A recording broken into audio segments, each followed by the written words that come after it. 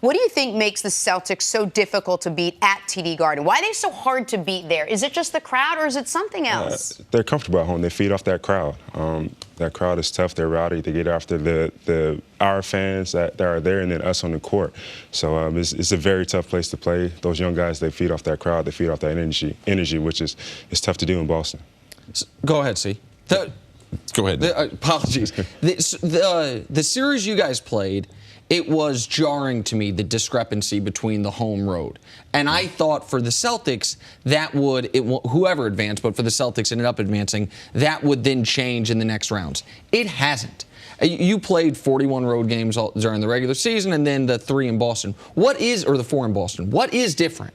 Is it a better home court advantage than other places, or is it just their guys are better for some reason at home than they are on the road? I think their guys are better at home so far. I mean, that's what the numbers have proven so far throughout the playoffs. But that's why everybody fights for home court standings in the playoffs. They know how big that home court could be. To get Game 7 on your home court and have a crowd behind you instead of going against them makes things much easier for them. Yeah, one of the X factors for the Celtics has been their coach. Very seldom do we see as much attention on the coach as we've seen with Brad there in Boston, with their 2 superstars being out of the lineup. Give me some things that you have witnessed in going to battle against the Celtics, the adjustments that he made that you said, wow, okay, now this coach is on a different level. Yeah, each game he made adjustments, game by game, and sometimes in-game adjustments, which is frustrating to see sometimes how they change rotations, change if they're going to trap the ISOs or force you to play one-on-one. Brady does a great job of pinning his guys in positions to score. I mean, they're a deep team, and each guy on the court, even their 5-man, Aaron Baines, is out there shooting up and down jump shots. So he does a great job of pinning different bodies on different guys for matchups and just trying to take certain things away for the team's success. Chris, is this where you thought the series would be right now with the Cavs trailing 3-2? I don't know what you thought going in, but is it playing out the way you thought it might? A little bit. I mean, last night was a huge game for them. They pulled it out. We were in the same situation during our series, and we thought we could get a win on the road for Game 5. In Boston. Couldn't get it done.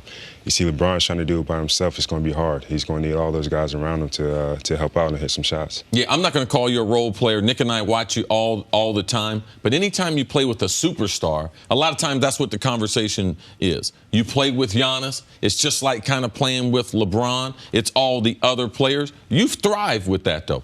How much pressure is on the Cavs and the role players when you're playing with a superstar? Yeah, I mean, they're probably feeling it a little bit right now. I mean, LeBron, he's going to score, but for them to win, he's got to get his assists. He's got to get in the paint and kick out and get the other guys involved. What he's trying to do, he's not going to be able to do it by himself against that team. Here's what I know. If the Cavs get the contribution in Game 7, because I believe they're going to win Game 6 at home, if they get a contribution from their non-superstar, the way the Bucks did from Khris Middleton in Game 7, they'll win that basketball game. Chris, you had 32 points in Game 7. In that series, I think you shot... I told him before we got on the segment, if he was on the Cavs, they'd be in the finals. Oh, no question about it. Like, he's giving them more production than their second and third best players combined. Like, in the playoffs, you were really good in the regular season. I thought you had an argument to be an all-star, but you didn't make. You were really good in the regular season. In the playoffs, you shot 60% from the field, averaged 25 points a game, and I think 61% from 3, which sounds make-believe. Yeah. Usually that means you were 3 out of 5, but no, you were shooting a bunch of threes. That was against the best defense in the NBA.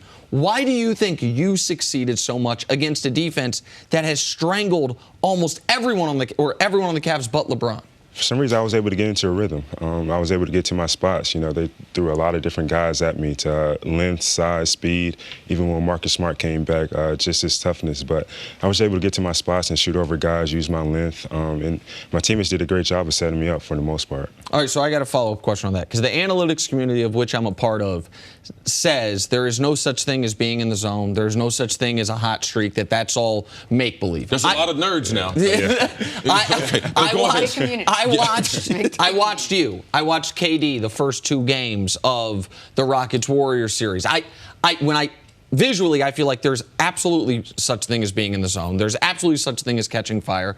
Did you feel that? Do you think that is a real thing? And as a player, does the basket appear to get bigger? Definitely so. I mean, you see 2 or 3 in a row go in, you think anything you throw up is going to go, it's going to drop for you, and that's the way I felt during that series. I had a lot of great looks that they went in. I had a lot of looks that I didn't think they were going to go in, and they ended up going in for me also. The reason why that you've ascended to being a star player is because your work ethic. People don't know you or watch your game just reading about how you've worked to get to this point. You have Yannis and yourself. What are some of the things you're working on this offseason to get ready to take the Bucks and the new coach there to that next level? Right now, I've been in the weight room for the last 2 or 3 weeks. It's just you already? I mean, the season's not even over with, bro. Yeah, just getting That's ready. awesome. Though. Getting ready though for the next year. I want to have even a better year. I want to get further. I want to be still playing at this time. So I want to work on my body, get as strong as I can, get healthy.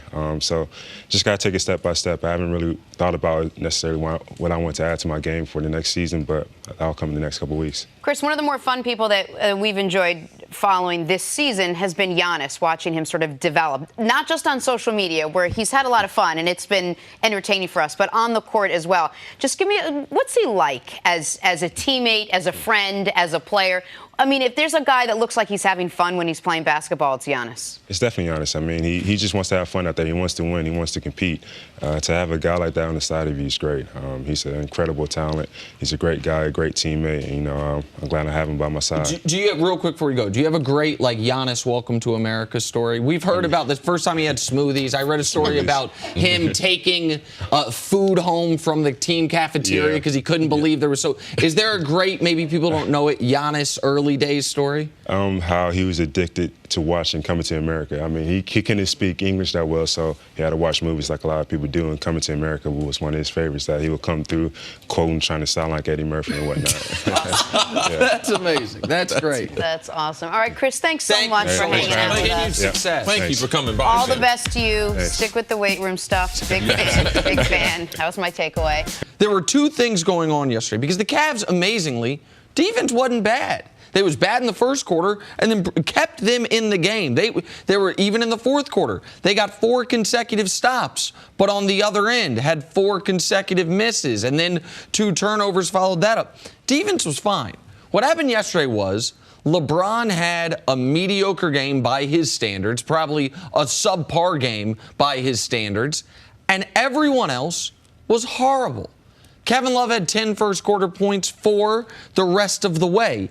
The 4 non-LeBron starters after the first quarter had 13 points in 67 minutes of action.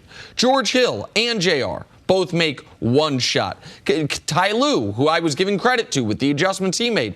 Why did Kyle Korver not play more? Well, Ty Lue says after the game, his matchup's Semi Ojeleye, and he didn't get in the game, so that threw us for a loop. Come on, man. This is the Eastern Conference Finals, one of the biggest games of your season.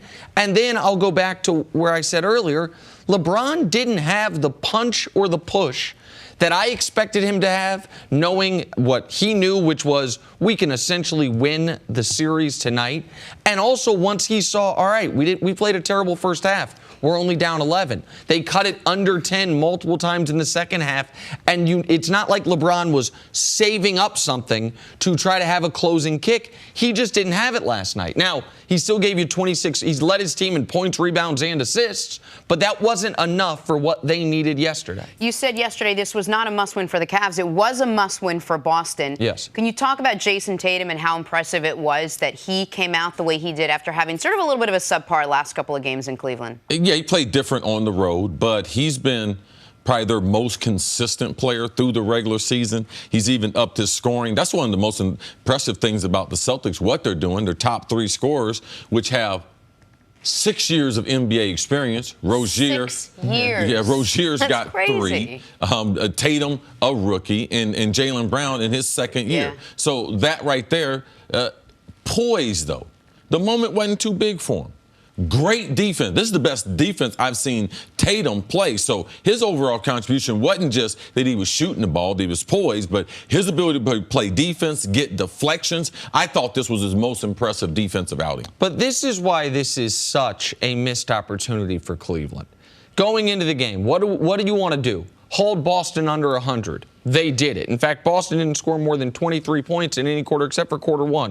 What do you want to do? Make sure Terry Rozier still continues on the trend he had in Cleveland, which is not quite unplayable, but problematic for Boston. He was, I think, 3 for 15 in the game, and they were hunting him down on defense. Make sure Al Horford doesn't get off. Horford was good, but he was held to only 4 field goals made. You did all of those things, and you were dominated in that game from start to finish. There were times it looked like Cleveland could make a comeback, but there was no time in that game that Boston was not in full control of it. And it's not because the defense didn't show up. It's not because Boston went unconscious from 3. They did make 13 threes, but they took almost 40 of them. The 6 in the first quarter, though, were a huge difference. Absolutely right. Because it breeds so much confidence as you go into the second half of the game. Halfway through this regular season, I asked both of you guys if it seemed like LeBron was asked to do too much on this team, that eventually would he just get tired and worn down, that physically he's doing a lot,